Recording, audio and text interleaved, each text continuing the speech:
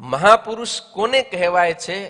તો વિષ્ણુ ધર્મોત્તરની અંદર એક વાક્ય કહેલું છે, આપદ્યપી સ્વધર્મમ યો ન જહ્યા દાસ્તિકો વિદન દ્રઢ ભક્તો હરે પ્રોક્ત શ્રેષ્ઠ પુરુષો મહાન.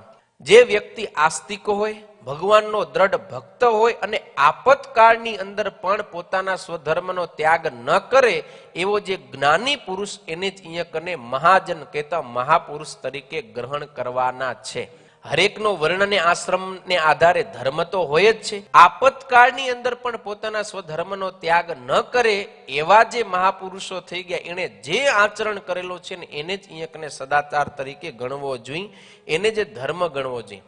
માત્ર ખાલી ભગવા વસ્ત્ર ધારણ કરી લીધા હોય કે કોઈ સાધુ સંન્યાસીનો વેશ ધારણ કર્યો હોય પણ પોતાના વર્ણ અને આશ્રમથી જો રહિત હોય તો એવા મહાપુરુષે આચરણ કરેલું હોય એને અહીંયા સદાચાર તરીકે લેવાનો નથી.